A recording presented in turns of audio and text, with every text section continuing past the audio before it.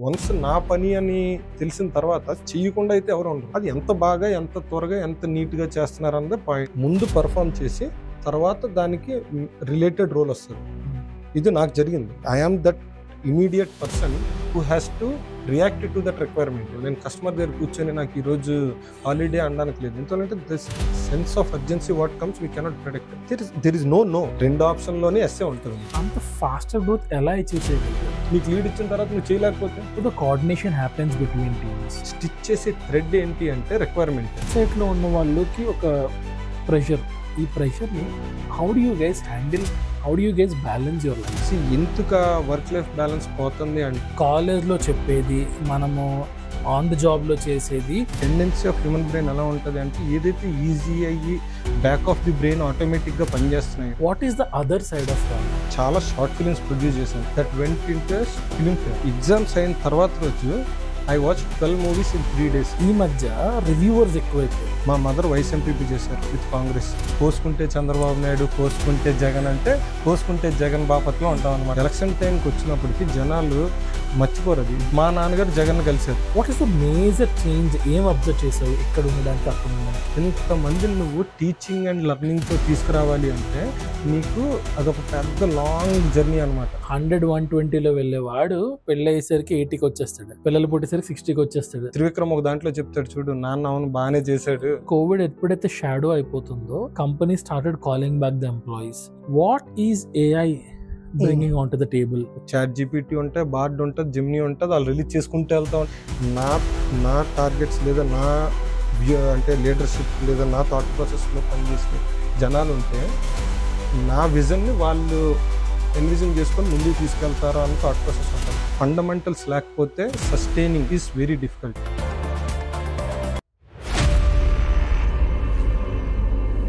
Hello viewers, welcome to neighbourhood talks. ఈరోజు మన neighbour Ram Gopal Neerukonda. IT ఇండస్ట్రీలో ఆన్సైట్కి వెళ్ళాలి, కంపెనీ మనల్ని ట్రస్ట్ చేసి ఇన్వెస్ట్ చేసి వేరే కంట్రీకి పంపించాలి అనేది చాలా మందికి ఉండే ఒక వెరీ కామన్ డ్రీమ్. అటువంటి డ్రీమ్ని రామ్ తన ఫస్ట్ కంపెనీలో ఫస్ట్ జాబ్లో జాయిన్ అయిన జస్ట్ 9 monthsలోనే క్రాక్ చేయగలిగాడు.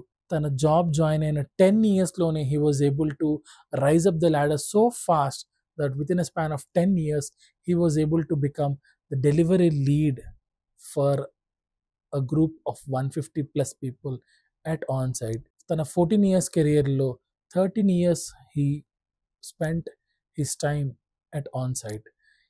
వీటన్నిటికీ వెనకాల ఉన్న ఎఫర్ట్స్ ఏంటి, ప్లానింగ్ ఏంటి, స్ట్రాటజీస్ ఏంటి, ఇవన్నీ కూడా మనం ఈరోజు రామ్ మాటల్లో తెలుసుకుందాం. So let's invite him. Welcome Ram, welcome to neighbourhood talks. Thank you Venky. Thank you so much for accepting the invite and coming to our studio. Thank you Venky, thank you for the invitation. నాకు కూడా చాలా ప్రివిలేజ్డ్గా ఉంది. ఎందుకంటే నేను this is one of the first time I'm recording in a studio. Let us see how we can explore this together. Yes. What is your role and where are you working right now? Oman మస్కట్లో పనిచేస్తున్నాను. నేను ఒక large telecommunication ఆపరేటర్తో ఉంటున్నాను and I'm part of one large MNC in India. So నేను onsite deputed delivery head. నేను ఇప్పుడు చేస్తున్న రోల్ ఏంటి అంటే application development and maintenance, ADM అనేది. సో నాకు ఒక 150 అప్లికేషన్స్ ఉన్నాయి. దాంట్లో నేను సోర్స్ కోడ్ మెయింటైన్ చేసేవి అరౌండ్ 45 అప్లికేషన్స్ ఉన్నాయి. All are like mix of కాట్ అండ్ బిస్పోక్. సో ఇవన్నీ నా డిపార్ట్మెంట్లోనే ఉంటాయి అన్నమాట. అంటే I have technical leads, project managers, project coordinators, developers, senior developers, అందరూ ఇంజనీర్స్. ఇదంతా ఇట్స్ మిక్స్ ఆఫ్ 170 people చెప్పాను కదా, 100% ఆన్సైట్. దీంట్లో నాకు ద మోస్ట్ ఛాలెంజింగ్ పాయింట్ ఏంటి అంటే చాలా మంది అంటే ఇంత ముందు my previous assignment is of sure onsite model, కానీ ఇప్పటికి వచ్చేది 100% onsite. So I need to manage complete team at onsite with customer. Okay. So that's what is most challenging thing. Like how does it become a challenging? అంటే on-site offshore bifurcation model is what I heard as a challenging. అందరూ మీకు ఆన్సైట్లో ఉన్నప్పుడు how does it become a challenge? ఇప్పుడు బేసికల్గా ఏమవుతుంది అంటే, ఇప్పుడు of షోర్లో ఉన్నాం అనుకో, కస్టమర్ అర్జెన్సీ మనకి చాలా ఇన్విజిబుల్గా ఉంటుంది అనమాట. అంటే ఇప్పుడు మనం ప్లాన్ చేస్తాం ఏదో దాని డెలివరబుల్, నీకు ఆఫ్ షోర్ లీడ్కి ఈ టార్గెట్ డేట్కి నాకు ఇది కావాలి అని చెప్తే, ఇప్పుడున్న ప్రజెంట్ సిచ్యువేషన్లో అయితే work from home, flexibility, pongal leaves Hybrid ఇవన్నీ holidays. ఉంటాయి. కస్టమర్ దగ్గర ఉండేసరికి ఏమవుతుంది అంటే ఈవెన్ మన వీకెండ్స్ కానీ లేకపోతే లాంగ్ అవర్స్ కానీ ఇవన్నీ కూడా we need to sacrifice so many things. అది చాలా మందికి అర్థం అవుతుంది అనమాట. ఆన్ సైట్ అంటే ఏదో స్మూత్ స్వీట్గా ఉన్నది అనిపిస్తుంది, కానీ when you're sitting with customer సడన్గా ఒక ఎమర్జెన్సీ చేంజ్ వస్తుంది. People who are at offshore, వాళ్ళకి టైమ్ జోన్ డిఫరెన్స్ అవ్వడం వల్ల లేదా నాన్ వర్కింగ్ డే అవ్వడం వల్ల వాళ్ళకి ఆ అర్జెన్సీ ఉండదు. నేను కస్టమర్ దగ్గర కూర్చొని నాకు ఈరోజు హాలిడే అనడానికి లేదు. ఎందుకంటే this sense of urgency what comes we cannot predict. సడన్గా ఇప్పుడు అంటే మిడిల్ ఈస్ట్లో ఉన్నప్పుడు సడన్గా గాజాలోనో ప్యాలెస్టైన్లోనో ఏదో జరగచ్చు, మనం ఒక ఫ్రీ కాల్స్ ఇవ్వాలి అన్న. ఎందుకంటే all excos are sitting with the same team. అంటే నీకు ఒక కంపెనీ బోర్డ్ మెంబర్స్ నుంచి ఎక్స్కోస్ వరకు అక్కడే ఉంటారు. They take decisions randomly. నువ్వు అక్కడ కూర్చొని ఉంటావు.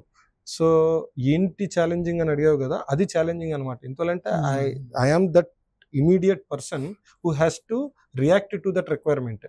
నాకు ఆఫ్ షోర్ టీమ్ ఉన్నది, నేను సండే వీకెండ్ మండే వస్తారు అంటే అది it will not buy in business. అది అవ్వదు. It will not sell off. When you are sitting అంటే కస్టమర్ మధ్యలో ఉంటే గనక definitely you can't say no.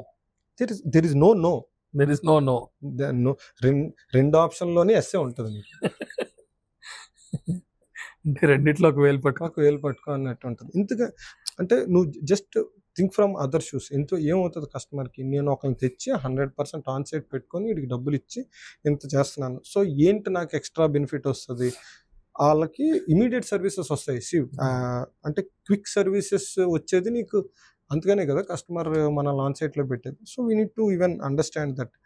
చాలా మందికి ఏమనిపిస్తుంది, ఆన్ సైట్ వెళ్తే హోటల్లో రిచ్ 5 స్టార్ హోటల్లో కూర్చొని నైస్గా వచ్చి అలా ఉండదు. అక్కడికి వచ్చిన అక్కడ అంతే, grass on other side is green అన్నట్టు అక్కడికి వెళ్తే తెలుస్తుంది అనమాట. Sitting on fire, it is like just sitting on the rocket అనమాట. అసలు ఎప్పుడు అడిగితే అప్పుడు లాంచ్ చేయాలి. What's your team size? ఎంత లార్జ్ టీమ్ మేనేజ్ చేస్తారు మీరు? నాకు as of now around 170 members ఉన్నాం.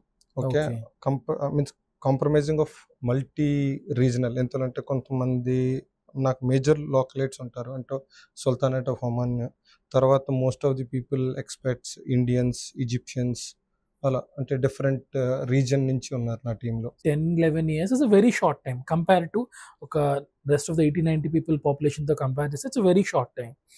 అంత షార్ట్ టైంలో అంత ఫాస్టర్ గ్రోత్ ఎలా అచీవ్ చేయగలిగారు? ఇంక నేను ఫస్ట్ జాయిన్ అయినప్పటి నుంచి, అంటే my career started in Hyderabad, our own మాదాపూర్లోనే స్టార్ట్ చేసాం. బ్యాచ్ ఆఫ్ 30 మెంబర్స్ అని చెప్పాం కదా. సో అక్కడి నుంచి, అంటే ఆ ట్రైనింగ్ దగ్గర నుంచి ఆల్వేస్ మై ఆస్పిరేషన్ అనేది ఒకటి, అంటే some driving factor inside me ఏంటి అంటే ఎప్పుడు ఈ కస్టమర్ సెంట్రిక్ రోల్స్లో ఉండాలి. అంటే కస్టమర్ ఫేస్ చేయాలి, something we should cell.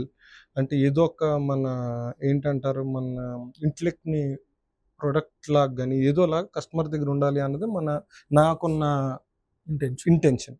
So ఇంటెన్షన్లో ఏంటి, ఎప్పుడు నాకు ఎంత బెటర్ పర్ఫామ్ చేయగలను, నెక్స్ట్ లెవెల్లో ఎలా పర్ఫామ్ చేయగలను, నా నెక్స్ట్ లెవెల్ ఛాలెంజెస్ ఎలా ఉంటాయి, this was my thought process which is driving me. One important thing, నాకు ఇప్పటికి వచ్చి కెరియర్లో out of my 15 years 14 times I rated top. Will that help me? Yes, I am in an exclusive club. అంటే ఏంటి, ప్రతి ఆర్గనైజేషన్లో వేరే work I always contributed to my maximum. So అది ఎలాగైంది, తర్వాత అనలిస్ట్ నుంచి సీనియర్ అనలిస్ట్ అయ్యాను. Then I became a billing consultant, తర్వాత సీనియర్ కన్సల్టెంట్ అయ్యాను. Then I became a technical lead on site. ఆ తర్వాత అదే ఆర్గనైజేషన్లో ఏదైతే నేను లార్జ్ కమ్యూనికేషన్ కంపెనీ అని చెప్పానో దాంట్లోనే ప్రాజెక్ట్ మేనేజర్ అయ్యాను. ప్రాజెక్ట్ మేనేజర్ అయిన తర్వాత డెలివరీ లీడ్ అయ్యాను. తర్వాత ఇప్పుడు delivery head for ADM, head of the department. Okay, so it's very fast growth కదా. సో అంటే ఇప్పుడు నార్మల్గా పీపుల్ ఎలా ఉంటారంటే they will wait for the opportunities. Competition ఉంటుంది చాలా, మనం ఎంత స్ట్రగుల్ చేసినా అది రాదు. Okay, that it is only for that creamy layer of people అని ట్రై చేయడం కూడా మానేసిన వాళ్ళు ఉంటారు, లేదా హాఫ్ వేలో మిడ్ వేలో గివప్ చేసిన వాళ్ళు ఉంటారు. సో మీరు పర్టికులర్గా ఏ స్టెప్స్ లేదా ఏ స్ట్రాటజీస్ ఫాలో అయ్యారు ఇంత ఫాస్టర్ గ్రోత్ అచీవ్ చేయడం కోసం? My perception of this statement చెప్తాను. ఎలాగంటే చాలా మంది క్యాలిక్యులేషన్ కానీ లేదా రీజనింగ్ కానీ ఏంటి అంటే మనం అక్కడికి వెళ్ళి అంటే ఆపర్చునిటీ వచ్చిన తర్వాత మనం దానికి తగ్గట్టు లెర్నింగ్ కానీ ఇది కానీ ఉండాలన్నది మన మిస్కన్సెప్షన్ అని చెప్తాను నేను. ఎందుకంటే ఇప్పుడు సపోజ్ నా కెరియర్ కానీ నాది కానీ ఎగ్జాంపుల్ తీసుకుంటే నేను I always start first working on the next role. అంటే ఏంటి, ఇప్పుడు నాకున్న రెస్పాన్సిబిలిటీస్ నెక్స్ట్ లెవెల్ పర్ఫామ్ చేస్తే అప్పుడు నాకు ప్రమోషన్ వస్తుంది ఆ లెవెల్కి. సో ఇప్పుడు నేను ఆన్ సైట్ లీడ్ లాగా పనిచేస్తే అక్కడ ఉన్న కమ్యూనికేషన్స్ కానీ ప్రజెంటేషన్ కానీ కస్టమర్తో ఎలా మేనేజ్ చేస్తాం కానీ ఇవి కానీ ఆల్రెడీ నాకు వస్తే నాకు ఆపర్చునిటీ వస్తుంది. అంతేగాని ఆపర్చునిటీ వచ్చిన తర్వాత నేను ట్రైనింగ్ అవుతాను అన్నది అది otherwise person who is evaluating ఆడికి ఎలా తెలుస్తుంది అంటే ఈ దగ్గర ఈ టాలెంట్ ఉంది లేదా ఈ నీ క్యాపబుల్ టు డూ అన్న ఇది. సో ఆల్వేస్ మనం ఎప్పుడు ముందు పర్ఫామ్ చేసి తర్వాత దానికి రిలేటెడ్ రోల్ వస్తుంది. ఇది నాకు జరిగింది. సో ఇండస్ట్రీ ఇలాగే పనిచేస్తుందా అంటే నేను అది కన్ఫైన్డ్ అలాగ ఉంటుంది అని చెప్పలేను కానీ but it's always good to over perform and then map that role. ఎందువల్లంటే నువ్వు టెక్నికల్ లీడ్ లాగా పనిచేస్తున్నావు అంటేనే రిసోర్స్ కింద ఉండి నీకు టెక్నికల్ లీడ్ రోల్ ఇస్తారు. ఓకే. సో అంటే ఇప్పుడు మీరు చెప్తున్న దాన్ని బట్టి ఏమర్థమైంది అంటే ఫర్ ఎగ్జాంపుల్ నేను ఒక ఇండివిజువల్ కాంట్రిబ్యూటర్ని, నేను నా పర్వ్యూలోనే ఉండి అలాగే ఉండిపోకుండా సరే నేను ఇందులో నా రోల్కి తగ్గట్టుగా లేదా నా డెసిగ్నేషన్కి తగ్గట్టుగా వర్క్ చేస్తే ఈ వర్క్ని చూసి వాళ్ళు నాకు నెక్స్ట్ లెవెల్ లీడ్ ప్రమోషన్ ఇస్తారు అన్నది కాకుండా నేను ఇప్పటి నుంచి లీడ్ లాగా యాక్ట్ చేద్దాం, స్టార్ట్ టేకింగ్ ద రెస్పాన్సిబిలిటీ.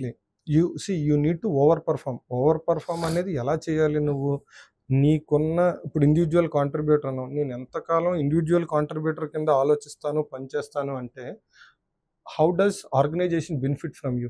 అది జరగదు. అంటే ఏం చేస్తారు, నేను ఒక లీడ్లా పనిచేస్తాను అంటే ఏంటి, ప్రతి ఒక్కరి దగ్గర ఏ చిన్న పని ఇచ్చామో దాన్ని నేను కన్సాలిడేట్ చేసి ప్రజెంట్ చేస్తాను అన్న వ్యూకి వచ్చినప్పుడే నువ్వు లీడ్ మెటీరియల్వి.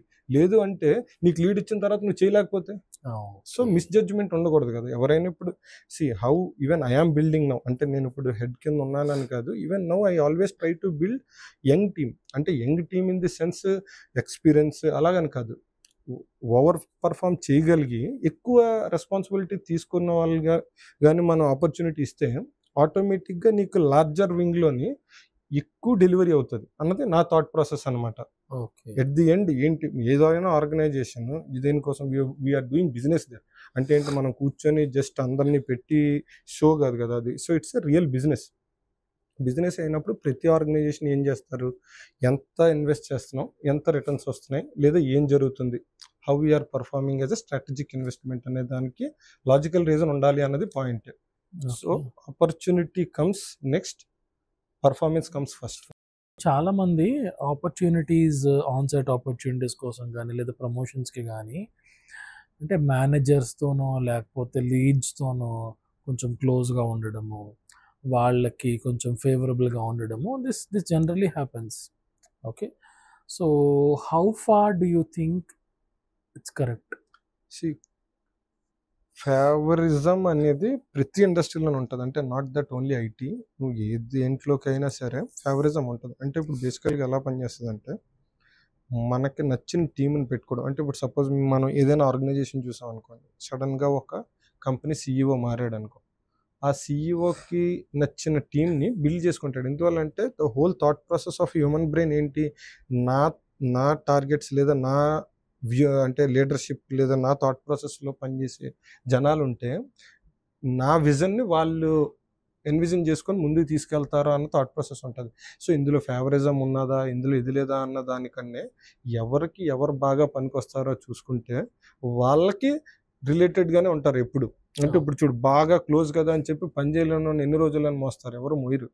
సో బిజినెస్ వచ్చేసరికి దెర్ విల్ బి నో అంటే even if there is a favouritism which is there, అది ఎక్కువ రోజులు లాంగ్ సస్టైనింగ్ అవ్వదు, అది నిలబడదు అనమాట. సో ఇట్స్ లైక్ అంటే it's a mix of favouritism plus performance. ఎందుకంటే నీకు ఎలా ఉంటుంది, పర్ఫార్మెన్స్ ఈజ్ లైక్ ఫౌండేషన్. నువ్వు ఆ పర్ఫార్మెన్స్ ఉన్నంతకాలం ఇప్పుడు ఎలా ఉంటుంది, బాగా నచ్చిన కుర్రోడు మంచి బట్టలు వేసుకోకపోయినా సరే మనం వాడిని ఇచ్చేస్తాం. అదే నచ్చలేనోడు కానీ చిన్న తప్పు చేశారనుకో అంటే ఎక్కువ రియాక్ట్ అవుతాం. ఎందుకు అలా రియాక్ట్ అవుతాం అంటే ఇటు పని చేస్తున్నాడు కదా అంటే. ఇప్పుడు స్కూల్లో క్లాస్లో ఎలా ఉంటుంది, చాలా ఒక 30 మంది స్టూడెంట్స్ ఉంటారు. ఒక బాగా ఫస్ట్ ర్యాంక్ వచ్చి స్టూడెంట్ని ఇప్పుడు మనం ఎక్కువ పనిష్మెంట్ యాంగిల్ ఉన్నాం. తక్కువ మార్కులు వచ్చిన వాడిని త్వరగా పనిష్మెంట్ చేయడానికి ఇంటెన్షన్ అంటారు. అంటే హ్యూమన్ బ్రెయిన్ ఇంటెన్షన్స్ అలా ఉంటాయి. అది ఫేవరిజం ఉందా లేదా అన్న దానికన్నా వాడు బాగా చదువుకుంటున్నాడా లేదా అనేది చూడడం right way of looking at. How the coordination happens between teams?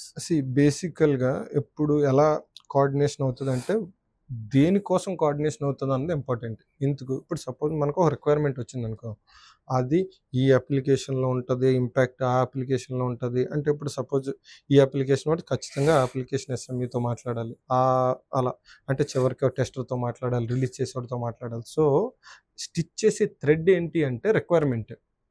So నేను వెళ్ళి మధ్యలో బాబు నువ్వు ఇది ఇలాగా అలా కాకుండా ఏదైతే రిక్వైర్మెంట్ వస్తుందో అందరూ automatic when we're doing our job ఆటోమేటిక్గా మనకు అర్థమవుతుంది, ఆహా నా కాంట్రిబ్యూషన్ ఇది, నేను చేయాల్సిన పని ఇది. సో ఆ థ్రెడ్ ఏదైతే పాస్ త్రూ అవుతుందో అది ఆటోమేటిక్గా స్టిచ్ చేసేస్తుంది అనమాట. ఈ లీడ్స్ అందరినీ it will assemble everybody and they will start contributing. Once నా పని అని తెలిసిన తర్వాత చెయ్యకుండా అయితే ఎవరు ఉండరు. సో అది ఎంత బాగా, ఎంత త్వరగా, ఎంత నీట్గా చేస్తున్నారు అన్నదే పాయింట్ అనమాట. So it is business which will stitch all the technical layers together.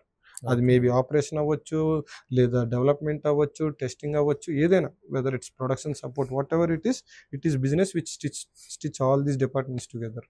ఆన్ సైట్లో ఉన్న వాళ్ళకి ఒక ప్రెషర్, ఈ ప్రెషర్ని how do you guys handle, how do you guys balance your life? బేసికల్గా ప్రెజర్ అనేది ఎప్పుడు క్రియేట్ అవుతుంది అంటే వెంకి, యాక్చువల్ టైం నీకు కావాల్సింది 5 రోజులు, నువ్వు 2 రోజుల్లో చేయాలి. అప్పుడు ఎలా మనం ఎస్టిమేట్ చేసి పెడతాము, నేను ఈ రోజు ఎంత పని చేయగలను, లేదా నేను ఈ రోజు ఎంత కోడ్ రాయగలను, లేదా ఈ మాడ్యూల్స్ నేను బిల్డ్ చేయగలను, తర్వాత రోజు స్టిచ్ చేయగలను, ఇలాంటి ఒక లాజికల్ మ్యాపింగ్ జరుగుతుంది బ్రెయిన్లో. అప్పుడే మనం దాన్ని ఎస్టిమేషన్ చేసి ఇస్తాం ఎంత 5 days పడుతుందని. కానీ నీకు దాన్ని తక్కువ టైంలో చేయమన్నప్పుడు there is a possibility of creating stress. ఎందుకు, నువ్వు మెంటల్గా ప్రిపేర్ అవ్వలేదు అది 2 రోజుల్లో చేయడానికి, లేదా నీ దగ్గర ఆ లాజికల్ వే లేదు నీకు ఎలాగ 2 రోజుల్లో దాన్ని చేయగలవని. That is when where that stress gets created. నన్ను అడిగితే ఎలాగ హ్యాండిల్ చేస్తున్నాం అనేది గ్రూప్ టీమ్ వర్క్ అనేది ఇలాంటి దగ్గరే మనకి ఎక్కువ రోల్ ప్లే చేస్తుంది. అంటే ఏంటి, ఇప్పుడు నేను ఒక సీనియర్ డెవలపర్ని, నేను నా జూనియర్ డెవలపర్ని ఎంతవరకు అంటే నా టాస్క్ ఆఫ్లోడ్ చేసుకోగలను, లేదా ఇంకొక కొంచెం అందరితోని ఎలాగ దాన్ని షేర్ చేసుకోగలను. అది ఎలాగవుతుంది, పెద్ద వర్క్ని ఎక్కువ మెంబర్స్తో షేర్ చేసుకుంటే నీకు త్వరగా అవుతుంది అనమాట.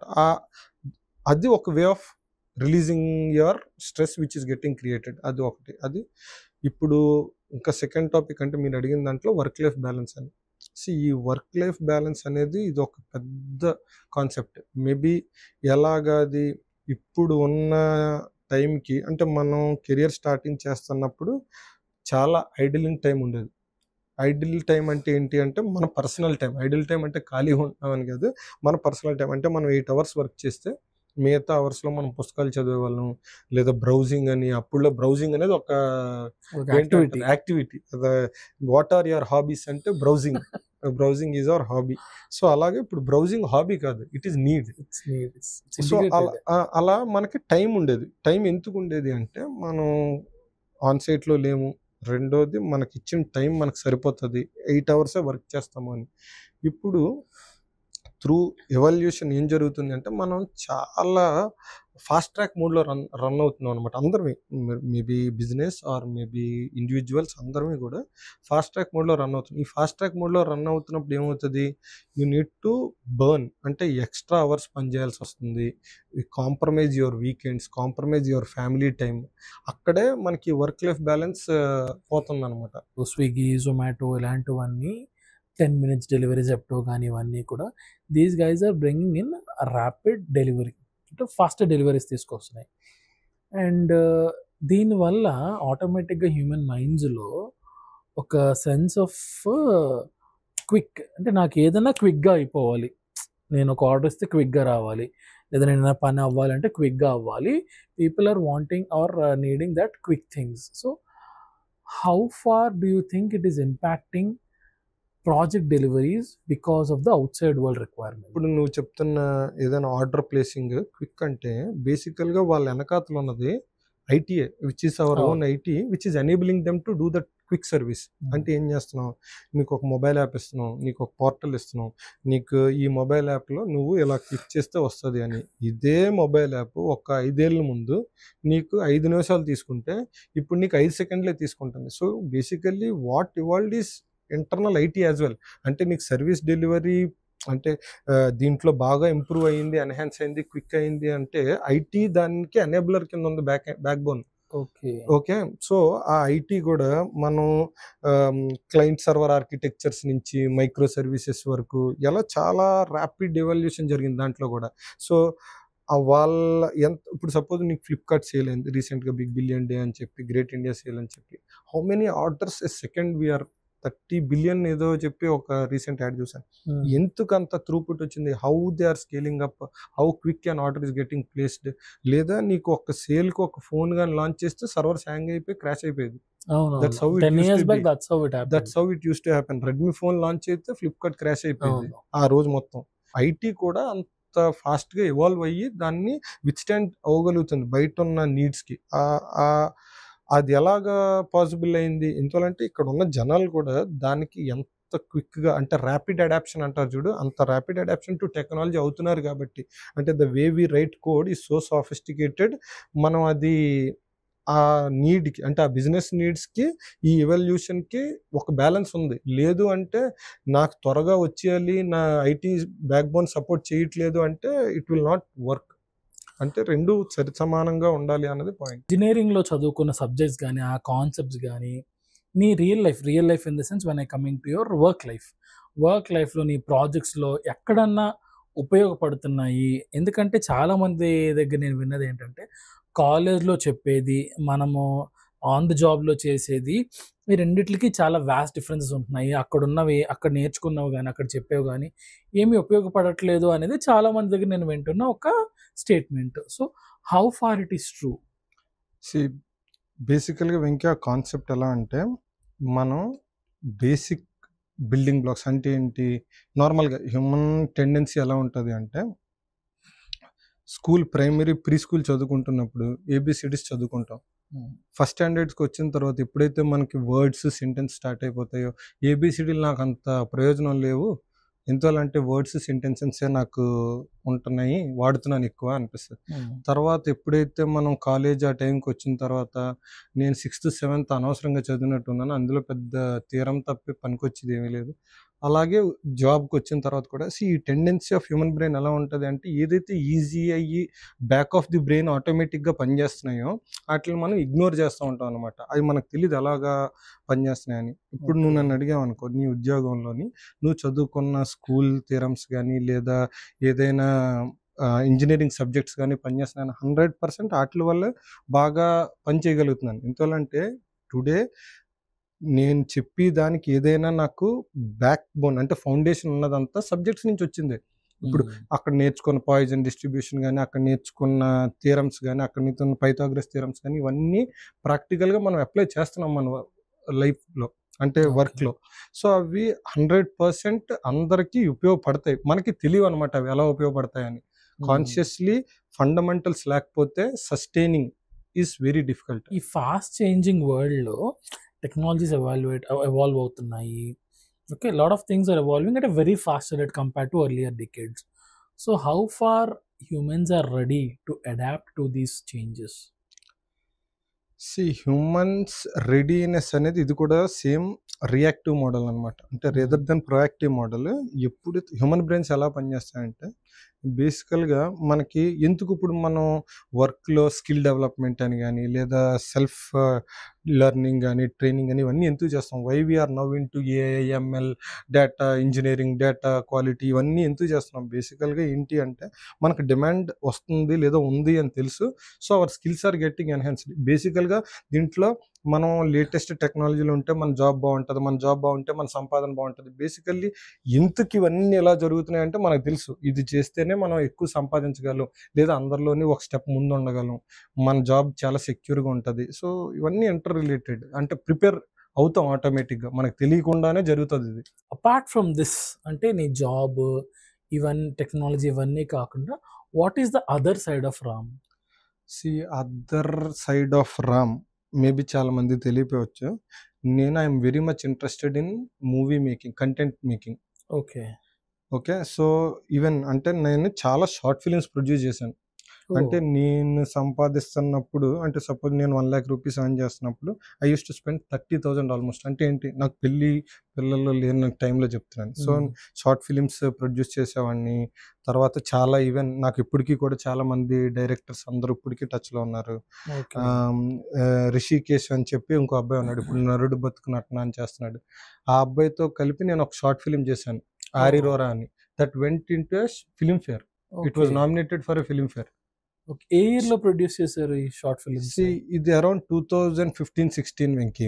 సో ఆ టైంకి ఆ రిషి ఫ్రీగా ఉన్నాడు, ఆపర్చునిటీ వచ్చింది, మేము టుగెదర్ వి డిడ్ ఆరిరోరా అని ఒక షార్ట్ ఫిలిం చేసాం. It went into Filmfare, it got shortlisted to Filmfare. So అదనమాట, నేను I'm there as a content producer always. Short films మాత్రమేనా లేకపోతే ఫీచర్ ఫిలిమ్స్ లో కూడా ఉన్నారా? ఫీచర్ ఫిలిమ్స్ కి వెళ్ళి అంతా ఏంటంటారు కమర్షియల్లీ ప్రిపేర్డ్గా లేను. సో అందుకే only into short film making. Short films చేసేవాడిని, తర్వాత ఆ ట్రెండ్ కూడా స్లోగా డిజాల్వ్ అయిపోయింది, అక్కడ అయిపోయాను. కానీ as a personal interest FDFS candidate అనమాట. అంటే ఏంటంటే ఏదైనా తెలుగు ఫిలిం, ఎస్పెషలీ ఈవెన్ నేను ఉండేది మిడిల్ ఈస్ట్లో కదా, మేము కొన్ని రోజులు ముందు, అంటే ఒక్క డే ముందే చూస్తాం, 10:30 బిఫోర్ డే. సో అది చూసి ఇంకా ఫస్ట్ బ్యాచ్ లో ఉంటాను అనమాట. ఫస్ట్ డే ఇండియా కన్నా ముందే చూస్తాం గ్యారంటీగా. అంటే మీరు రివ్యూ పెట్టి టైంకి నేను సినిమా చూసుంటాను. సేఫ్ సైడ్ కదా, ఇక్కడ రివ్యూ ఎలా ఉందో చూసుకుని వెళ్ళాలా వద్దా కన్ఫ్యూజన్ లేకుండా మేము ముందు చూసి మేమే ఆ రివ్యూస్ ఏవో కరెక్టో రాంగో చెప్తా ఉంటాం. ఓకే, అంటే పర్టికులర్ గా ఏదన్నా ఒక పర్టికులర్ స్టార్ మూవీస్ అన్న any Telugu movie? Any Telugu, I'm a big fan of Telugu movies.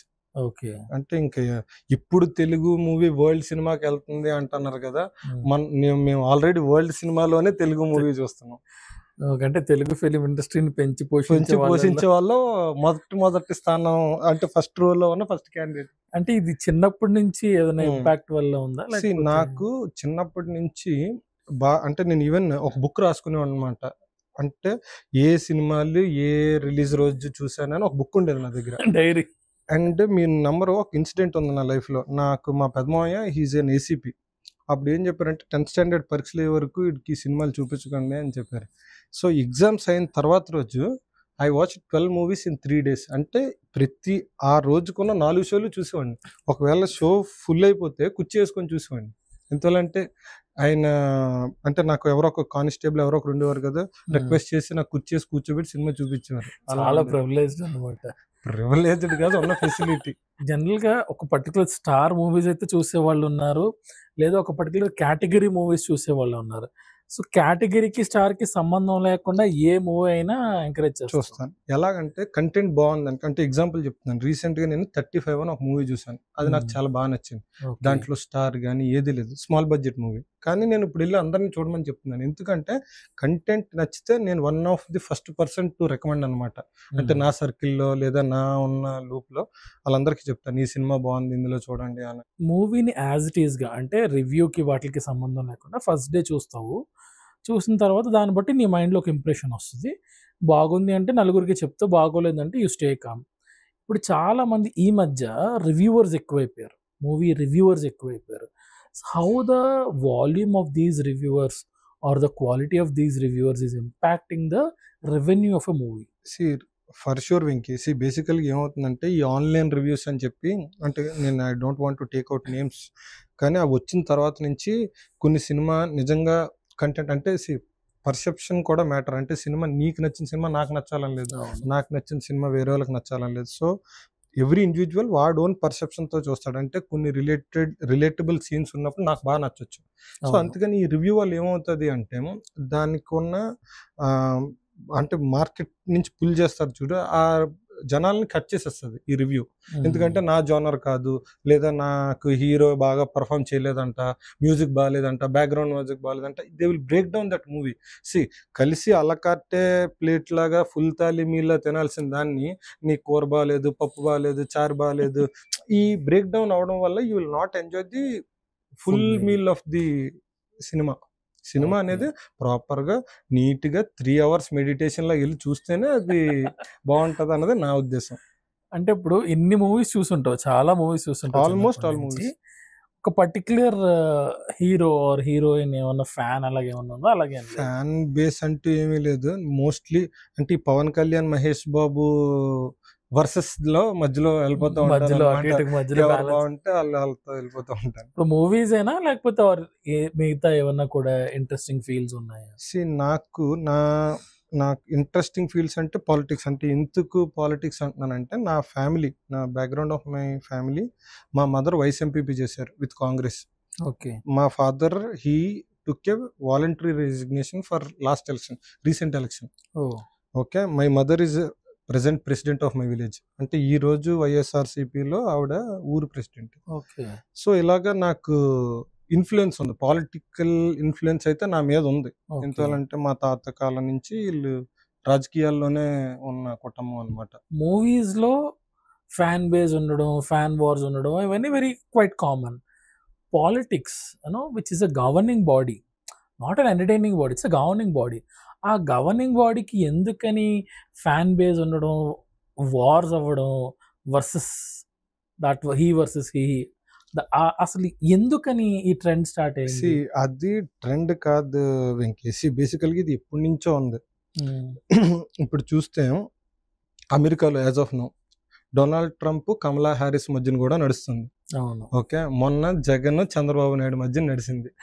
So అలాగా ఏంటి అంటే ఇది లైక్ మైండెడ్ పీపుల్ అందరూ ఒక్క పార్టీ వైపు సపోర్ట్ చేయడం వల్ల ఏమవుతుంది, అదర్ సైడ్ వాళ్ళకి కాన్ఫ్లిక్టింగ్ అనిపిస్తుంది. అంటే ఇప్పుడు ఏంటి, ఇప్పుడు సపోజ్ నా కేసు తీసుకున్నాం అనుకో, నేనంటే మా యాన్సిస్ట్రల్ రూట్స్ ప్రకారం కాంగ్రెస్లో ఉండేవాళ్ళను, మా అమ్మగారు. తర్వాత మా ఫాదర్ వైఎస్ఆర్సీపీకి వచ్చారు. సో ఆ ఇన్ఫ్లుయెన్స్ ఉంటుంది నాకు. అంటే రాజశేఖర్ రెడ్డి నుంచి జగన్కి సపోర్టర్ కింద. సో అంటే కోసుకుంటే చంద్రబాబు నాయుడు, కోసుకుంటే జగన్, అంటే కోసుకుంటే జగన్ బాపత్లో ఉంటాం అనమాట మేము. ఒక మూవీ రిలీజ్ లేదా 100 days ఫంక్షన్స్ కి ఎలాగైతే ఒక హడావుడి ఉంటుందో, ఎలక్షన్స్ ఆల్సో బికేమ్ ఎన్ ఎంటర్టైనింగ్. ఎగ్జాక్ట్లీ. ఏమైందంటే ఈ ఎలక్షన్ సపోజ్ అంటే మనం ట్రెండ్ పెరిగి కొద్దీ ముందు ఎలక్షన్స్ అనుకో, మన millennial stage involvement of election చాలా తక్కువ ఉంటుంది. అంటే ఏంటి, నీకు social media influence on election. Last year కూడా ఫేస్బుక్ మీద ఒక చిన్న ఏదో కాన్ఫ్లిక్ట్ వచ్చింది, ఏంటి ఇలాగ బయాస్డ్ అయిపోతున్నాయి ఎలక్షన్స్ అని చెప్పి. ఈ ఇయర్ చూసుకుంటే even KTR in recent interview he said like we didn't concentrate on social media, TV channels, మేమంతా బయట చేసే వర్క్ బాగుందా లేదా చూసుకుంటున్నాం తప్ప we didn't think through like how this is impacting. అంటే రోజు ఫోన్ చూసుకున్నాడు ఏం చూస్తూ ఉంటాడు, ఈ రీల్స్లో జరిగిందంతానే నిజంలాగా ఉంటుంది తప్పించి బయట ఏం జరుగుతుందన్నది తెలియదు. జనాలకి ఎంటర్టైన్మెంట్ లాగే ఇది కూడా, ఎలక్షన్ కూడా. ఇప్పుడు లేదంటే నీకు ఏంటంటారంటే కన్విన్సింగ్ ఫ్యాక్టర్ ఉండదు. అంటే కొంతమంది లాజికల్ రీజనింగ్ చేస్తారు, ఓహో ఇది చెప్పాడంటే చేస్తాడు, లేదా ఇలాగైతే జరుగుతుంది, లేదా ఎన్సిబిఎన్ వస్తే డెవలప్మెంట్ బాగుంటుంది. సో ఈ లాజికల్ ఫ్యాక్టర్స్ అంతా నీకు కనిపించాలి. అంటే ఏదో ఒక ఫామ్లో కనిపిస్తేనే ఆడ రీల్ చూసినప్పుడే కన్విన్స్ అవుతాడు అనమాట మెంటల్గా.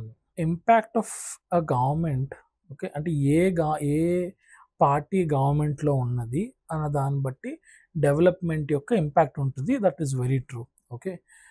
అండ్ ఆ ముందు గవర్నమెంట్ నెక్స్ట్ గవర్నమెంట్ షిఫ్ట్ అయ్యింది అంటే is it purely because of ముందు గవర్నమెంట్ నిజంగానే ఆ డెవలప్మెంట్ తీసుకురాలేకపోయింది అని నిజంగా ఆ రీజన్స్ వల్లే గవర్నమెంట్ షిఫ్ట్ చేస్తారా జనాలు?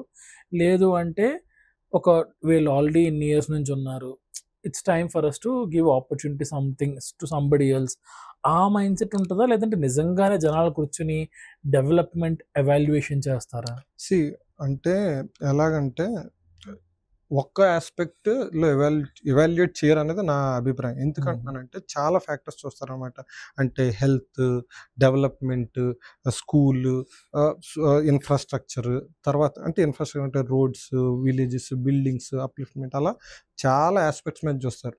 అన్నది ఎందుకు అలాగ అవుతుంది అంటే the day they started working people start noticing this behaviours.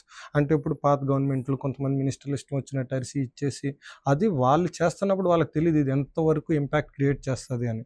కానీ ఎలక్షన్ టైంకి వచ్చినప్పటికీ జనాలు మర్చిపోరు. ఇది ఏంటంటే హార్డ్ డ్రైవ్ లాగా అనమాట. అన్ని వెనకాతలు పెట్టి స్టోర్ చేసుకొని పెట్టుకుంటూ ఉంటారు. అది నీకు ఎలక్షన్ వచ్చినప్పుడు ఈ మధ్యలో నువ్వు ఎన్ని యాడ్స్ ఇచ్చి ఏం చేసినా సరే ఆ రోజు ఆ అసెంబ్లీలో ఆ క్వశ్చన్ అడిగినప్పుడు ఈవిడలాగా లేదా ఆయన అలాగ అరిసేవాడు, ఈయన ఇలా చేసేవాడు. సో అది బ్యాక్ ఆఫ్ దర్ మైండ్ ఎక్కడ ఉంటాయి. అవి ఇన్ఫ్లుయెన్స్ చేస్తాయి. నీ ఓటింగ్ టైం వచ్చేసరికి ఆహా ఈ గవర్నమెంట్లో అయితే అంటే నేను ఇప్పుడు కంపేర్ చేయకూడదో లేదో నాకు తెలీదు. అంటే పాత గవర్నమెంట్లో ఓన్లీ సీఎం బాగున్నారు, కింద సపోర్టింగ్ మినిస్ట్రీస్ లేరు. లేదా కొత్త దాంట్లో సీఎం బాగోపోయినా కింద సపోర్టింగ్ మినిస్టర్స్ ఉన్నారు. ఇలాంటి ఎవాల్యుయేషన్ చేసుకొని వాళ్ళకి వాళ్ళే ఆహా దీనికి చేస్తే బెస్ట్ అన్న థాట్ ప్రాసెస్ ఉంటుంది గ్యారంటీగా. అంటే డెవలప్మెంట్ ఒకటే ఇంపార్టెంట్ అనేది కాదు. వాళ్ళ బిహేవియర్, వాళ్ళ aspect of thinking, approach to other people, ఎంత అవైలబుల్ ఉన్నారో జనాలకి, గ్రౌండ్ జనాలకి, ఇలాంటివన్నీ చాలా ఇంపార్టెంట్ ఆస్పెక్ట్స్ అనమాట. ఓకే. పాలిటిక్స్ గురించి ఒక చాలా డీటెయిల్డ్ ఎవాల్యుయేషన్ చెప్తున్నావు. ఇట్స్ బికాస్ ఆఫ్ నీ బిహైండ్ ద సీన్స్ పేరెంట్స్ కానీ గ్రాండ్ ఫాదర్స్ కానీ. నీకు కూడా ఫ్యూచర్లో ఎప్పుడైనా ఈ ఏరియా ఆఫ్ స్ట్రీమ్లోకి వెళ్ళాలి అన్న థాట్స్ ఏమైనా ఉన్నాయా? ఈ లీడర్షిప్ వైపు వెళ్ళాలి అన్న థాట్స్ ఏమైనా ఉన్నాయా? ప్రెసెంట్ అయితే మా నాన్నగారు అంటే ప్రీవియస్ గవర్నమెంట్లో ఒక నియోజకవర్గ కన్వీనర్ కింద పనిచేశారు. మా అమ్మ మండలం విలేజ్ ప్రెసిడెంట్ ఇప్పుడు. కానీ నాకు తగిన ఆపర్చునిటీస్ ఏదైనా వస్తాయా అని చెప్పి వెయిటింగ్లో అయితే ఉన్నాను, వెయిటింగ్ లిస్ట్లో ఉన్నాను. సో ఇప్పుడు పాలిటిక్స్ కూడా ఎలాగైపోయిందంటే it's like more commercial planning required for this politics. అంటే ఈజీగా నేను వస్తాను, గ్రౌండ్ లెవెల్లో లీడర్ని నేను అంతా నేర్చుకున్నాను. And another important aspect, I studied my masters in public administration. So అదే అంటే నా ఇంజనీరింగ్ తర్వాత నేను మాస్టర్స్ చదివింది పబ్లిక్ అడ్మినిస్ట్రేషన్లో. అంటే మా నాన్నగారు అమ్మగారికి తెలుసు వీడికి ఏదో రోజు ఇలాగ అవుతుంది అనో మరి తెలీదు. So at least I choose my masters in public administration. So అదైతే ఉంది. కానీ నాకు మా నాన్నగారు జగన్ కలిశారు, మరి నేను కలవడానికి ఇంకా ఆపర్చునిటీ రాలేదు. సో అలాంటి అంటే నేను అనుకుంటున్న ఆపర్చునిటీ, నా లెవెల్ ఆఫ్ ఆపర్చునిటీ ఏదైనా వస్తే then I will look after. అంటే from managing and delivering projects to managing and governing bodies వైపు కూడా యూ హ్యావ్ షిఫ్ట్. అందుకే నా స్టడీస్ ఏదైతే పబ్లిక్ అడ్మినిస్ట్రేషన్ చదువుకున్నానో అది నాకు ఇప్పుడు వర్క్లో కూడా పనిచేస్తుంది. అంటే టు డెలివర్ ప్రాజెక్ట్స్. అదే మళ్ళీ తిరిగి వచ్చి పాలిటిక్స్లో కూడా అప్లై చేయొచ్చు. అంటే the principles will be same అన్నది నా థాట్ ప్రాసెస్ అనమాట. కానీ ఇప్పుడు పాలిటిక్స్లోకి ఎందుకు ఇమీడియట్గా రావట్లేదు అంటే it needs lot of financial planning. అది వచ్చిన తర్వాత if right opportunity knocks my door I will be looking into it. ఒక 15 years నుంచి డిఫరెంట్ కంట్రీస్లో ఉన్నావు and 20-25 years you been India. What is the major change? ఏం అబ్జర్వ్ చేసావు ఇక్కడ ఉండడానికి అక్కడ ఉండడానికి లివింగ్ పర్స్పెక్టివ్లో?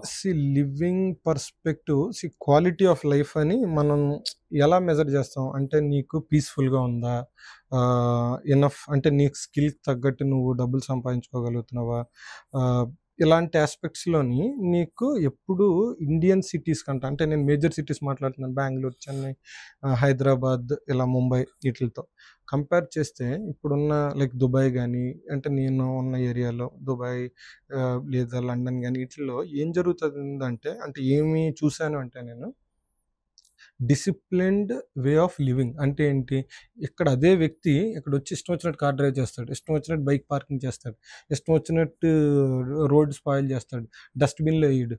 అదే వ్యక్తి నువ్వు తీసుకెళ్ళి దుబాయ్లో కానీ పెడితే వాడు ప్రాపర్గా రూల్స్ ఫాలో అయ్యి పద్ధతిగా రోబోట్ అయిపోతాడు. ఎందుకంటే అక్కడ గవర్నింగ్ కానీ, పోలీసింగ్ కానీ, గవర్నమెంట్ పాలసీస్ ఇంప్లికేషన్స్ చాలా కాంప్లికేటెడ్ ఉంటాయి అనమాట. అంటే ఫైన్ వేస్తే ఇంత డబ్బులు ఫైన్ వేస్తారు నాకు, లేదా నన్ను జైల్లో పెడతారు, లేదా నేను ఇలా బిహేవ్ చేయకూడదు, ఆ సెన్సిటివ్నెస్ ఉంటుంది అనమాట. ఇక్కడికి వస్తే ఎవరొకరికి ఏదో చెప్పి నేను అంటే వాళ్ళు మెంటల్గా బిహేవ్ చేయడు, సోషల్ బిహేవియర్లోనే ప్రాబ్లం వస్తుంది అనమాట. సో వాటి మీద కానీ మనం కాన్సన్ట్రేట్ చేసి ఏదైనా చేయగలిగితే, చూడు భరత్ అని నేను సినిమాలో పెడతాడు వాడు 40,000 ఫైన్, అలాంటివి ఒక 2 సార్లు వేస్తే ఆటోమేటిక్గా సెట్ అయిపోతారు.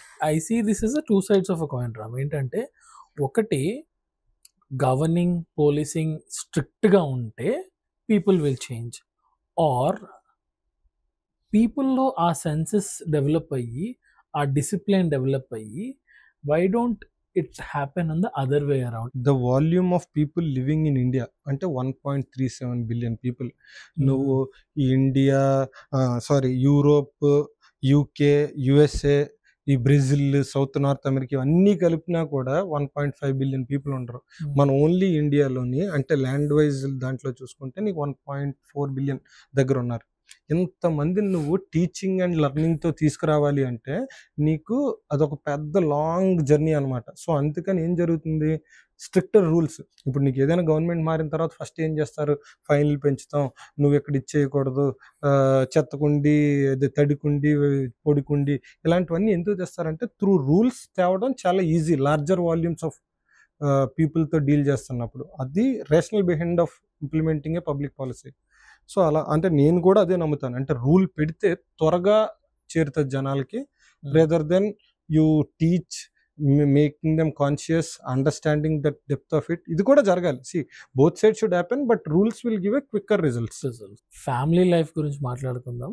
When did you get married, at what age? 26 I was married.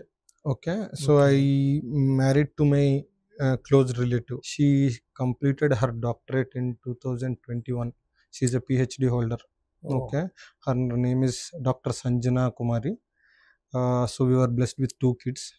My son is Rishi Kairav, and next I am blessed with daughter Nakshatra. So idi simple life, small life. మ్యారేజ్కి ముందు, marriage తర్వాత and పిల్లలు పుట్టిన తర్వాత ఆ 3 different phases of life. ఈ 3 different ఫేజెస్లో నీకు ఏం మేజర్ చేంజెస్ అబ్జర్వ్ చేసావు? వెంకీ, పెళ్ళికి ముందంటే మన దగ్గర చాలా ఎక్కువ ఎనర్జీ, ఎక్కువ టైము, బ్యాక్ ప్యాక్ ఋషులు అన్నట్టు ఈ సినిమాల్లో జనతా గ్యారేజ్లో చెప్తారు కదా, అలాగా అంతా ఎక్కువ. మనకు మనమే కాకుండా వర్క్ కానీ దేనికైనా ఎక్కువ బ్యాండ్విడ్స్ ఉంటాయి. పెళ్ళైన తర్వాత మనకి కొంచెం రెస్పాన్సిబిలిటీస్ పెరుగుతాయి, డిపెండెన్సీస్ వస్తాయి, తర్వాత హౌస్ మెయింటెనెన్స్ వస్తుంది, పిల్లలు పుట్టిన తర్వాత అంటే త్రిబుల్ అవుతుంది అనమాట. సో అలా నాకు తెలిసిందైతే ఏంటి అంటే ముందంతా ఏంటి ఫుల్ ఎలా విచ్చలవిడిగా ఎలా పడితే అలా తిరగొచ్చు, ఏమైనా చేయొచ్చు, ఎక్కడైనా వెళ్ళొచ్చు, అలా ఉండేది. పెళ్ళికి తర్వాత కొంచెం రిస్ట్రిక్టెడ్గా ఎలాగే ఉండాలి, అలా చేయాలి, జాగ్రత్తగా చేయాలి. పిల్లలు పుట్టిన తర్వాత ఇంక మనం ఏం చేయాల్సిన అవసరం లేదు, ఆటోమేటిక్గా నేచర్ చూసుకుంటుంది. ఓకే, అంటే especially I see in men ఎంతో కేర్ఫ్రీగా ఉండే ఒక మనిషి పెళ్ళి అయిన తర్వాత కొంచెం బ్రేక్ ఇస్తుంది, బ్రేక్ వేసుకుంటాడు వాడికి వాడే. అండ్ పిల్లలు వచ్చేసిన తర్వాత చాలా కంట్రోల్డ్గా, చాలా డిసిప్లైన్డ్గా, అంటే ఏ ఆస్పెక్ట్లో చెప్తున్నానంటే 100, 120లో వెళ్ళేవాడు పెళ్ళి అయ్యేసరికి 80కి వచ్చేస్తాడు, పిల్లలు పుట్టేసరికి 60కి వచ్చేస్తాడు. ఆ పిల్లలు ఆడపిల్లలు అయ్యి ఇంకొంచెం పెద్దోళ్ళు అయితే 30, 40కి వచ్చేస్తారు. ఆ తర్వాత ఇంకా కారు అక్కడ నడుచుకుంటే బేసికల్గా ఇది ఎలా జరుగుతుంది అంటే మేబీ సమ్వేర్ కోరిలేటెడ్, అంటే ఎక్కడ రీల్స్లో యూట్యూబ్లో చూసాను, మనకి మన ఫాదర్ ఇది 60లోనే వెళ్ళమని స్టార్టింగ్లోనే చెప్తాడు, కానీ మనం అది పట్టించుకోము, చెప్తావులే మనకు తెలుసులే అని చెప్పి 120 వరకు వెళ్తాం. తర్వాత తెలుసుకుంటాం అనమాట, మా నాన్న మనకు మంచిగా చెప్పాడు, మనం తెలుసుకోలేదు అని చెప్పి 80కి వస్తాం. ఇది తర్వాత మన నాన్న మనం కోరిలేట్ చేసుకుంటాం అనమాట. అమ్మో, త్రివిక్రమ్ ఒక దాంట్లో చెప్తాడు చూడు, నాన్న అవును బాగానే చేశాడు, అలాగే మనకు మనం నాన్న అయిన తర్వాత ఓహో అంటే మనకి ఇంకా అడిషనల్ రెస్పాన్సిబిలిటీ ఉన్నాయి, somebody back at home waiting for us. So అవి తెలిసిన తర్వాత ఇంకొంచెం అంటే ఏంటి అంటే మనిషి పూర్తిగా మారిపోతాడా అని కాదు, కానీ ఆ అడిషనల్ రెస్పాన్సిబిలిటీస్ నేను స్లో చేసేస్తాయి పెళ్ళైన తర్వాత అనిపిస్తుంది అది నేను. ఓకే, సో రామ్, నువ్వు చాలా ఇయర్స్ నుంచి ఆన్సైట్లో ఉన్నావు. ఆన్సైట్ ఆపర్చునిటీస్ ఎలా మనం ఎక్స్ప్లోర్ చేయాలి, ఎలా ప్రిపేర్డ్గా ఉండాలి? వర్క్ ఏదైతే చేస్తున్నారో whether it is onsite, of షోర్, ఇప్పుడు గ్లోబల్ ఆపరేషన్స్ వచ్చిన తర్వాత ఎక్కడ పని చేస్తున్నాము అన్న దానికి అస్సలు సంబంధం లేదు. అంటే ఏంటి, ఇప్పుడు సపోజ్ ఒక ప్రాజెక్ట్ తీసుకున్నాం అనుకో, వాడు హైదరాబాద్లో ఫ్రంట్ ఎండ్ డెవలపర్ ఉంటాడు, బ్యాక్ ఎండ్ డెవలపర్ బెంగళూరులో ఉంటాడు, అమెరికాలోనేమో వేరే యూఐ వాడు ఉంటాడు. అలాగా ఎక్కడి నుంచి పని చేస్తున్నాం అన్నది బేస్ వర్క్ అనే దానికి లొకేషన్తో, అంటే ఆఫ్ షోర్ ఆన్ సైట్ అనే దాంట్లో ఇది లేదు. ఆన్ సైట్ అంటే ఏంటి ఎక్స్ట్రా వస్తుంది, నువ్వు కస్టమర్ దగ్గర ఉంటావు, నీకు కస్టమర్ని ఎలా ఫేస్ చేయాలి, ఏం ఎందుకు నువ్వు బాగా కానీ మాట్లాడి వాళ్ళకి కన్విన్సింగ్ ఫ్యాక్టర్స్ కానీ లేకపోతే, నీ అంటే ఈ స్కిల్ ఎన్హాన్స్ చేసుకోకపోతే నీ గ్రౌండ్ వర్క్ ఎక్కడైనా కూర్చొని నువ్వు చేయొచ్చు. అంటే నువ్వు వెదర్ ఆఫ్ షోర్లో చేస్తావా ఆన్ సైట్లో చేస్తావా, వర్క్ అయితే చేయాలి గ్యారంటీగా. ఆ ఎక్స్ట్రా అంటే నా రికమెండేషన్ ఏంటి అంటే, మనం ప్రజెంటేషన్ స్కిల్స్, ఈ ఎటికెట్స్ అంటే ఏంటి, కస్టమర్ సెంట్రిక్ ఎటికెట్స్ కొన్ని ఉంటాయి, అలా the way we work, the way we present, the way we dress, ఇలాంటివన్నీ ఎన్హాన్స్ చేసుకొని ప్రిపేర్డ్గా ఉంటే ఆపర్చునిటీస్ వచ్చినప్పుడు నార్మల్గా ఉండే వాళ్ళకి ఈ ఎన్హాన్స్డ్ స్కిల్స్తో ఉండే వాళ్ళకి డిఫరెన్స్ ఉంటుంది అనమాట. అంటే ఆపర్చునిటీ విల్ స్టార్ట్ అప్రోచింగ్ అస్ రివర్స్లో. అంటే మనం వెళ్ళి దానికోసం రెడీ అవ్వడం, ఈ స్కిల్స్ రెడీ చేసుకొని ఉంటే ఆటోమేటిక్గా వస్తుంది. బిఫోర్ కోవిడ్ ఒక వర్క్ ఫ్రమ్ హోమ్ అనేది ఆల్మోస్ట్ ఈక్వల్ టు లీవ్ లాగే ఉండేది. పర్మిషన్ తీసుకోవాలి, నేను లీడ్ కానీ మేనేజర్ కానీ అప్రూవ్ చేయాలి, ఆ తర్వాత వర్క్ ఫ్రమ్ హోమ్ ఇచ్చేవారు. That is also on a very defined కండిషన్స్లోనే వర్క్ ఫ్రమ్ హోమ్ ఇచ్చేవారు. బట్ కోవిడ్ తర్వాత it's a very complete shift of pattern work పరంగా చూసుకుంటే. బట్ స్లోలీ కోవిడ్ ఎప్పుడైతే షాడో అయిపోతుందో, people started company started calling back the employees. లేదు మరీ హార్ష్గా 5 days a week వచ్చేయండి అని కాకుండా హైబ్రిడ్ మోడల్ రండి అన్నారు. సో ఎందుకని why companies are shifting to the previous mechanism? Venky, ఎలాగా ఇది జరిగింది, బేసికల్గా మన కోవిడ్ కొన్ని బెనిఫిట్స్ కూడా ఇచ్చింది. ఏంటది, నువ్వు వర్క్ ప్రొడక్టివ్ వర్క్ అని చెప్పను కానీ, వర్క్ అయితే నువ్వు లొకేషన్ అంటే లొకేషన్ బేస్డ్ కాకుండా నువ్వు ఎక్కడి నుంచి అయినా వర్క్ ఫ్రమ్ హోమ్ అనేది ఎక్కువైంది కూడా కోవిడ్ ద్వారానే. అంటే మనకి ప్రాబబుల్ విపిఎన్స్ లేదా ఇవన్నీ వచ్చి అసలు లొకేషన్తోనే సంబంధం లేకుండా పని చేయొచ్చు అని తెలిసింది కోవిడ్లోనే.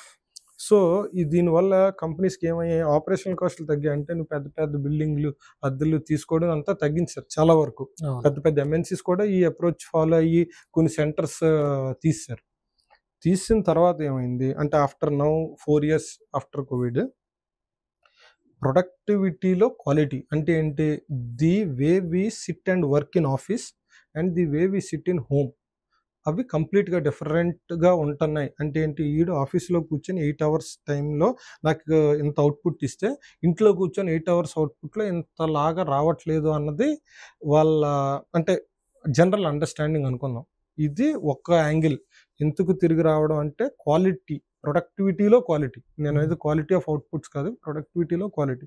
ప్లస్ ఇంకోటి ఏంటి అంటే, మెయిన్ రీజన్ నీ టీమ్ బాండింగ్ అంతా వీక్ అయిపోతుంది అనమాట. అంటే నీకు నీ డెవలపర్తో ఏ రోజు మాట్లాడు, వర్క్ ఒకటే ఇంపార్టెంట్ కాదు కదా, నీ సోషల్ వెల్బీయింగ్, నీ కనెక్షన్, నీ టీము, ఈ టీమ్ వర్క్ అనేది ఎప్పుడు వస్తుంది, నువ్వు టీమ్ బిల్డింగ్ యాక్టివిటీస్లో కూడా నువ్వు వాడితో పాటు టీకి వెళ్తావు, వాళ్ళతో పాటు కాఫీకి వెళ్తావు, లంచ్ కలిసి చేస్తావు. ఈ అన్నిటిలో మనకు తెలియకుండా టుగెదర్నెస్ బాగా బాండ్ అవుతుంది అనమాట. ఇది మీద ఇంపాక్ట్ అవుతున్నాయి. సో ఇంకోటి ఏంటి, తర్వాత ఈ మూన్ లైటింగ్ ఇలాంటి సినారియోస్ అంటే ఏంటి, నాకు కొన్నాట్లు అంటే నా పర్సనల్ దాంట్లో ఒక అబ్బాయి 10 కంపెనీల్లో పనిచేస్తున్నాడు ఒక యాక్టివ్ పీరియడ్లో. సో ఎందుకు వాళ్ళకంటే 1 month దీంట్లో చేశాను, అందులో ఇది వచ్చింది, ఇందులో చేశాను, బ్యాండ్ విత్ ఉంటుంది, దాన్ని వాళ్ళు ఇచ్చేస్తారు. అది రివర్స్ ఎఫెక్ట్లో వాళ్ళకే ఇంపాక్ట్ అవుతుంది, వాళ్ళ ఓన్ వర్క్ లైఫ్ బ్యాలెన్స్ పోతుంది, మెంటల్ ప్రెజర్స్ వస్తాయి. సో ఇవన్నీ వాటికి నువ్వు ప్రివెంటివ్ మెకానిజం ఏంటి అంటే, ఇప్పుడు చూడు, యాంటీ వైరస్ ఎందుకు పెట్టుకుంటావు కంప్యూటర్లో, వైరస్ అలాగా ఈ ప్రివెన్షన్ మెకానిజం ఏంటంటే, ఫస్ట్ హైబ్రిడ్లోకి వచ్చి నార్మల్ బిఐయుకి వెళ్ళిపోతే ఏమవుతుంది అంటే, ఈ టీమ్ బిల్డింగ్ యాక్టివిటీ పెరుగుతుంది, క్వాలిటీ ఆఫ్ ప్రొడక్టివిటీ బాగుంటుంది, ఈ మూన్ లైటింగ్ ఇవన్నీ మెంటల్ ప్రెజర్స్ క్రియేట్ చేసి అదర్ ఆఫ్లైన్ వర్కింగ్ అన్నీ తగ్గుతాయి. So we will again get back to our normal routine life అనే దానికి ఈ హైబ్రిడ్ అనేది first step. What is AI bringing onto the table for employees, especially this GPTs, chat GPT కానీ Copilot కానీ, how these are redefining our work? AI ట్రాన్స్ఫర్మేషన్లో ఏంటి main important అంటే, how we will make use of that AI. అంటే నా పనికి నాకు పని చేస్తేనే నేను దాని నుంచి బెనిఫిట్ పొందుతాను. లేదు అనుకో చాట్ జీపీటీ ఉంటాయి, బార్డ్ ఉంటుంది, జిమ్నీ ఉంటుంది, వాళ్ళు రిలీజ్ చేసుకుంటూ వెళ్తూ ఉంటారు, నేను చూస్తూ ఉంటాను. అలా కాకుండా బేసికల్గా ఏం చేశానంటే నేను నా జీపీటీని అంటే నా ప్రీ ట్రైన్డ్ ట్రాన్స్ఫార్మర్ని నేను ఆల్రెడీ ట్రైన్ చేసుకున్నాను. నాకున్న ప్రాంప్ట్స్ అంటే ఏంటి, నేను ఒక డిపార్ట్మెంట్ హెడ్ని, నేను ఇన్ని అప్లికేషన్స్ ఉన్నాయి, దాంట్లో కస్టమ్ అప్లికేషన్స్ ఉన్నాయి, నా టీంలో ఇలాగ మల్టీ రీజనల్ ఉన్నారు, సెన్సిటివ్ పీపుల్ ఉన్నారు. సో ఇలాగా ఈ అన్ని ప్రాంప్ట్స్ దాంట్లో ట్రైన్ అయిపోవడం వల్ల నాకు ఏదైనా మెయిల్ చేద్దాం అనుకున్నాను. సపోజ్ ఐ జస్ట్ అంటే ఎగ్జాంపుల్ చెప్తున్నాను, ఏదైనా నాకు ఇలాగ కమ్యూనికేట్ చెయ్యు అని చెప్పి దానికి చెప్తే ప్రాంప్ట్ ఇస్తే అది ఇవన్నీ పెట్టుకుంటుంది. ఎందుకంటే ట్రైన్ అయిపోయి ఉంది, ప్రీ ట్రైన్డ్ అయిపోయి ఉంది. సో అది ప్రిపేర్ చేసి ఇచ్చేస్తుంది నాకు. అవి అలా చేయొచ్చు. ఇందుకు అదే ఈమెయిల్ నేను కానీ ఇది ట్రైన్ చేసుకోకుండా లేదా వాడకుండా కానీ చేస్తే నాకు అరగంట పట్టొచ్చు. ఇది వాడడం వల్ల 2 నిమిషాల్లో అయిపోద్ది. ఇది ఒకటి. అలా ఇప్పుడు నేను చాలా లెంతీ మెయిల్ థ్రెడ్లో సడన్గా ఒకళ్ళెవరో నన్ను కాపీ చేశారు, ఈ ఎస్కలేషన్ వచ్చింది చూడు అని చెప్పి. సో ఇప్పుడు ఏం చేస్తాను, నేను ఎంత చదివి అర్థం చేసుకునే బదులు నా కోపైలట్ని ఇన్వోక్ చేసి నాకు దీని సమ్మరీ చెప్పు అని చెప్తే నాకు అది కరెక్ట్గా 4 లైన్స్లో నాకు సమ్మరీ చెప్తుంది. ఇది ఇచ్చేసాడు, ఇది ఇచ్చేసాడు, ఇది ఇచ్చేసాడు, నువ్వు ఇది ఇక్కడ ఉంది, నీకు ఇప్పుడు లేటెస్ట్ థ్రెడ్ వీడి దగ్గర ఇది ఇక్కడ ఉంది అని చెప్తుంది. అక్కడ నుంచి నేను చేస్తే చాలు. ఇంతకుముందు నేను గంట చదవాలి ఇవన్నీ, వాళ్ళకి ఫోన్ చేయాలి, వాళ్ళతో మాట్లాడాలి, ఏమి జరిగిందో తెలుసు. సో ఇదంతా తగ్గుతుంది కదా. See how AI is helping, ఇది నాకు పని చేస్తుంది ఎలాగా అని చెప్తున్నాను. అలాగే ట్రాన్స్లేషన్ చేసుకునేవాడికి ట్రాన్స్లేషన్, మన ఇమేజెస్తో పనిచేసే వాళ్ళకి ఇమేజ్, వీడియోస్తో పని, అలా ప్రతి దాంట్లోని ఎంతవరకు మనం ఆ ప్రాంప్ట్ ఇంజనీరింగ్ కరెక్ట్గా చేసుకోగలిగితే. నేను యాక్చువల్గా నాకు ఒక ప్యాషన్తో బుక్ రాద్దామని చెప్పి స్టార్ట్ చేశాను బుక్. ఆ కవర్ ఏంటంటే motivate your self, upgrade your self, ఇలాగా ఒక బుక్ కవర్ పెట్టుకొని రాద్దామని చెప్పి స్టార్ట్ చేశాను. దానికి కవర్ కావాలి నాకు. ఇప్పుడు నార్మల్గా నేను బుక్ కవర్ కానీ తయారు చేయాలనుకో, అదేంటి అంటే నేచర్ టచ్ విత్ ఏఐ. అంటే ఏఐతో నువ్వు ఎలా మోటివేట్ చేసుకోగలవు, నువ్వు నీ స్కిల్స్ ఎలా రీడిఫైన్ చేసుకోగలవు అని.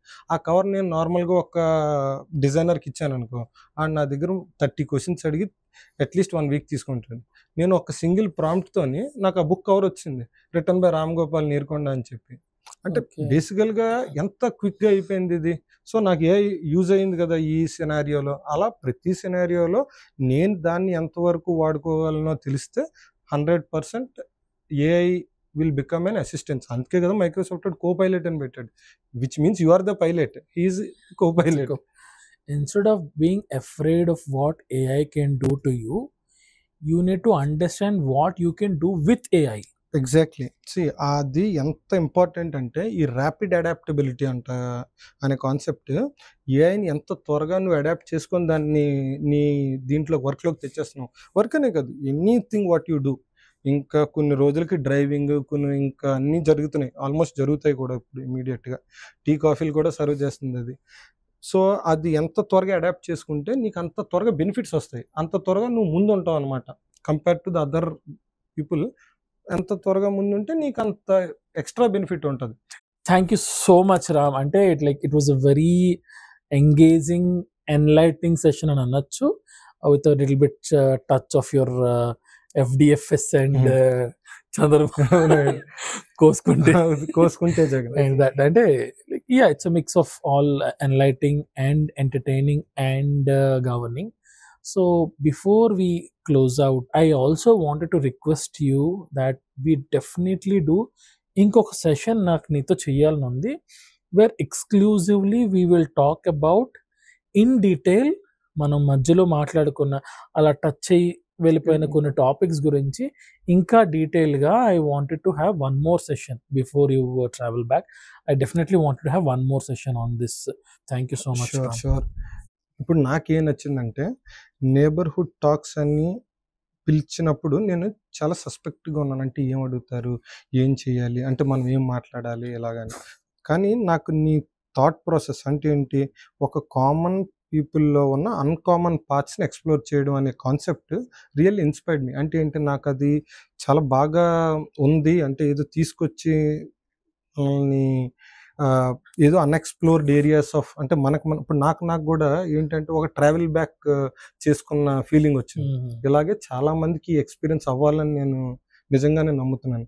ఇంకోటి, నువ్వు కూడా ఇంకా మంచి జనాల్ని అందరినీ తీసుకొచ్చి ప్లాట్ఫామ్లో ఎక్స్ప్లోర్ చేస్తే it will be really an enlightening session for the audience అనేది నా స్ట్రాంగ్ ఫీలింగ్. నాకు ఇక్కడికి వచ్చిన తర్వాత జరిగే ఎమోషన్ ఇది.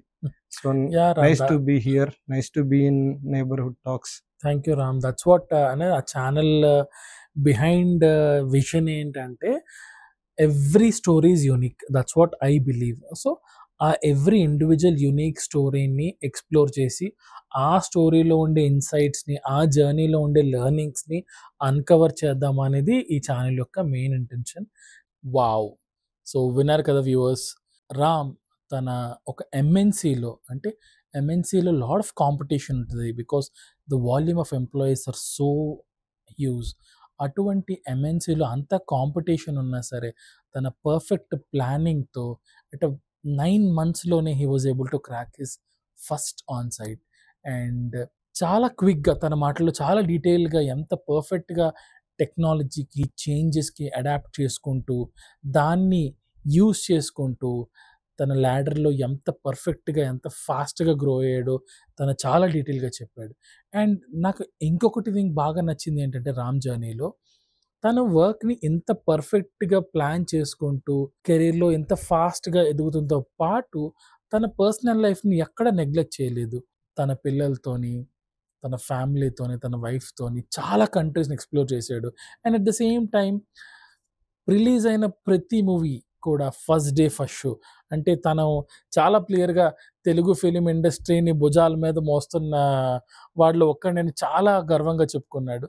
So what I exactly understood, or what I understood from his journey is that you can always మనం చేద్దాము అంటే మనం చెయ్యాలి అనే ఒక పట్టుదల ఉంటే గనక నీ వర్క్ని, నీ లైఫ్ని రెండిటిని, నీ పర్సనల్ ఇంట్రెస్ట్ని, మూవీస్ మీద తనకున్న ఇంట్రెస్ట్తో షార్ట్ ఫిలిమ్స్ కూడా producer. So he was able to manage and do multiple things. ఎక్కడ కూడా నేను వర్క్లోనే ఉన్నాను కదా అని చెప్పి దాని మీదే కాన్సన్ట్రేట్ చేసి మిగిలినవి ఎక్కడ తన పర్సనల్ ఇంట్రెస్ట్లు కానీ తన ఫ్యామిలీ కానీ ఎక్కడ he did not let loose.